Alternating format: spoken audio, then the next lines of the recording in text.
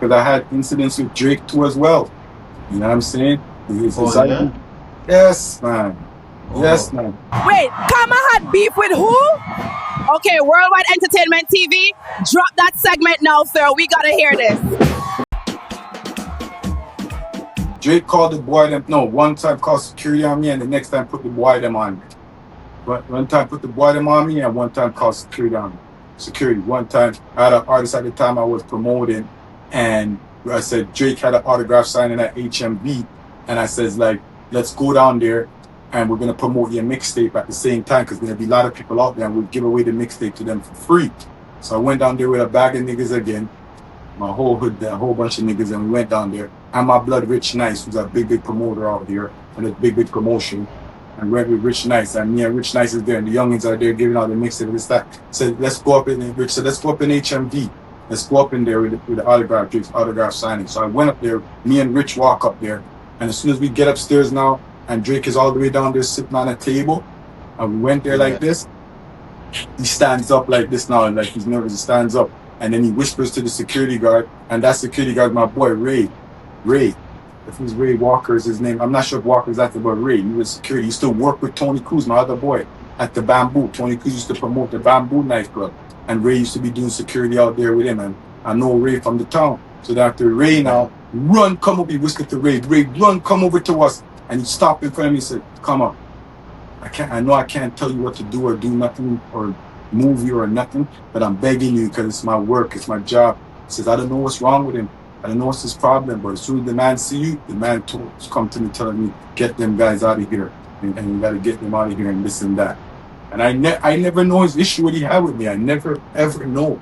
I never know. Up till now, I don't know. I don't know what's the problem. The only thing I could think of is he used to go to school in my neighborhood in Barnwood when he was on Degrassi. He used to go to Barnwood Collegiate. That time I was running the hood, and it was notorious. With me and a few more niggas, but I was on the top dog out there, and it was notorious. There was a lot of war and banging going on. But this was the time when time was nice, and I'm running it. And he was just in the high school, and some of my little niggas used to protect him in school. But they used to run that school, and they used to protect him and hang out with him and stuff like that. And I think what happened is that he used to hear all these stories about us and me and my niggas in the hood. He must have seen. He used to hear all these different stories, and the youngins must be telling them all these different stories and all kind of shit. And then he just developed this idea in his head about me, which a lot of people did in Toronto. For a long time, a lot of people have these ideas about me, like I'm this. Yeah, because didn't he? Yeah, because he was rapping with Mayhem around that time. Yeah, all these people, bro. Yeah, he was rapping with Mayhem around that time, and he had the thing with the same what you're saying with Jungle and then the Van area situation around that time. So it's probably around that time there. Probably around so he that knew, time. yeah, he knew that you're, yeah, he knew, because Drake, I know Drake used to like be tuned in with all the who's who in the city and everything. Right. At that time there. He knows everything. Don't get it twisted. Yeah, he knows. He knows everything. So he had this stigma with me, or maybe you have one nigga in my hood that me and him don't agree at all. We don't agree at all. He's like a Judas. I ain't even gonna say his name, but he knows I'm talking about him.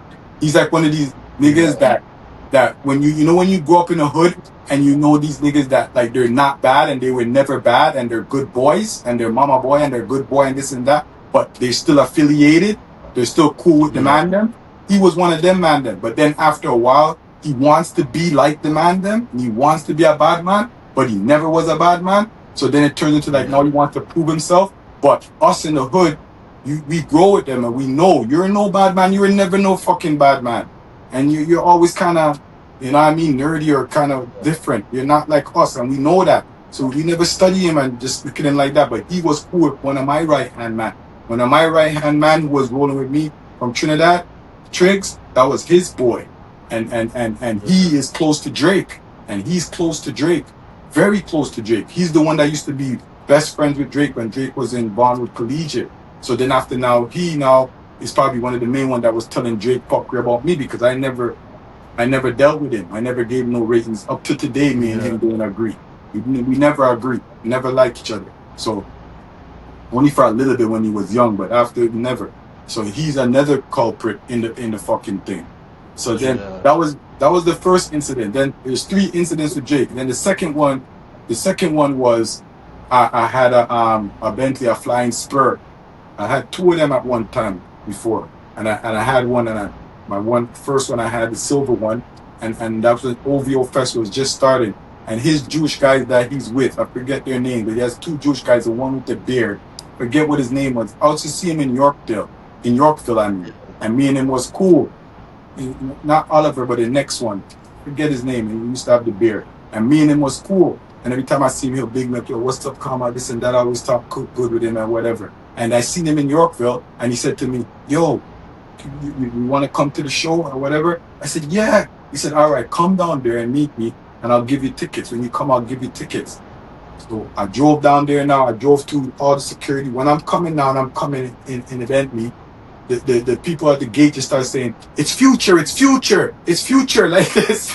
Yeah. And they say this future, and they just let me in, and they just opened the gates, the back gate, and I went backstage in the fucking Flying Spur, and went in the back. When I pull up in the back there, I see the Jewish guy, what I'm telling you about. I see him standing up top there, and then he's shaking his head to me like this, like that, and I say, what's up?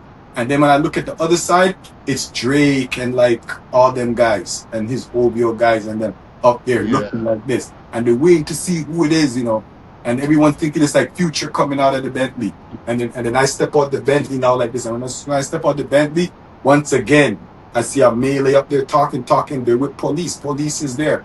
Next thing I see the police coming. Next thing I see the police coming to me. You gotta leave here. You gotta leave. They tell me I gotta leave. So I jump in the car. So I jump in the car and I dip. And then the last one now was in Yorkville. My manager at the time, Charles, Charlie from down in New York. Everybody knows Charlie, and he has this short arms like this. Everybody knows Charlie, and Charles is there. And Charles says, you know what? Charles deals with Drake. He's good with Drake. But Charles said to me, you know what? I don't want you guys beefing. You're my son. I deal good with Drake, and both of you guys are like my sons and this and that. And I don't want you guys having no problem come up, and I want you guys to meet him. So Charles set up a meeting. It was in one hotel, and I went over to the hotel to meet up with Drake with my VP Darren Johnson, Juice.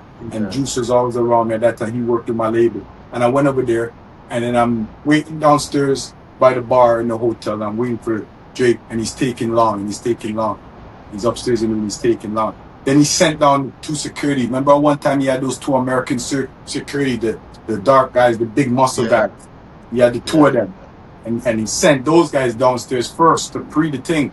So they came down there, but they're staying over at the bar. I'm at a table over there, and they're just looking at me, and they're whispering, and they're looking at me, and they're whispering. So I said, what the fuck is this? So I get up, and I go over to there, and I go in between the two of them, and they're like in shock. And I go over there, and I'm like, yo, what are you guys dealing with? And where's Drake? Man, can't have man sitting down there so long waiting. And then after they're not saying nothing. And I said, what do you guys feel like, man? And then they're saying, whatever. And I said, you guys come over here. You can't secure nothing. You come over the border, all your big muscles. You're naked. You don't have nothing. You're just here when you're naked, fam. Like, you know what I mean? And then they opened their eyes big like this, and they're looking at each other. And then they just left, and they went upstairs or whatever. And I went and I sit there and I said, this is fuckery, man. So up to now, I don't know the problem with the man.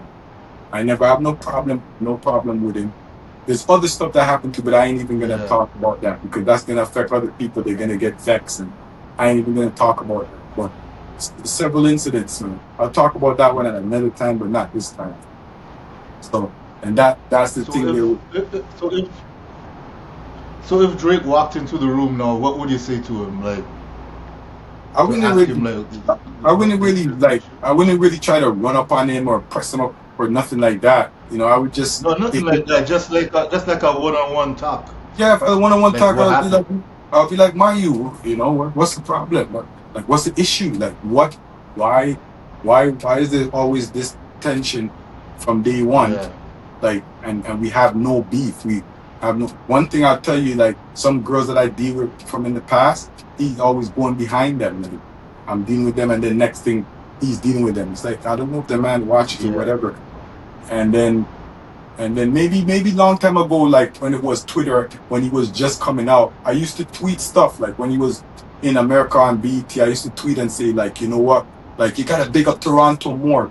like innocent stuff like that. And that's what I would just say Yeah. to him. Like that time he never used to, at the beginning time he never used to big up Toronto so much. He used to be bigging up Memphis and the all different place, and he used to say from Toronto, but not like how he does it now and how he started doing it later. So I used to be saying and tweeting like, yo, big up Toronto more. You gotta big up Toronto more and stuff like that.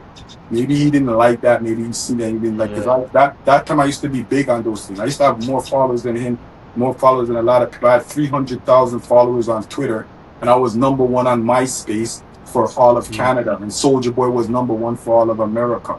You know, so I used to get a lot of traction and attraction and shit. And that's how Jim Jones, the next one, that's how Jim Jones even bit my Vamp Life. Vamp Life is mine. I made Vamp Life, and certain man them around me who been working with me. Everything what I say can be vouched by people that was there and people that know. And nothing I'm saying is just like I'm just saying it or making it up. Everybody's in my camp. They know that I made Vamp Life, like Mackie B, who's my head engineer in A&R, and I've been mentoring him and working with him from time. He'll tell you that. You know, my Virgin Zion one, he'll tell you that. Certain man then that they know, and they know that I made Vamp Life. I used to Twitter Vamp Life because I used to be up in the night. I used to be in all the strip joints. I used to be live in the game. I used to be doing my thing, getting money, and I used to say it's Vamp Life. And, you know, 3 in the morning, 4 in the morning, I wouldn't be sleeping yet. 5. I used to only go to bed before the sun came out. Like 6 a.m., 5:30, 5 o'clock. That's when I used to be going to bed. So I used to be tweeting at that time, Vamp Life, living a Vamp Life. And I used to see Jim Jones watching my shit. To see him. A lot of gear I used to wear and shit. A lot of man them bit my shit too. Well, it makes sense because remember Apple used to be around Dipset. So and then you were around Apple, so they would see. They would see. And he got that Vamp Life from me, and that's a fact. I should see him on my feed. I should see him, and he got that from me, and he ran with it. He took that, and that's his shit. I wasn't looking like that to make a brand or nothing like that. You know, I wasn't making no brand or nothing like that off of Vamp Life. I wasn't doing that. You know, that was just a slogan for me. It was just a lifestyle. You know what I mean? You know.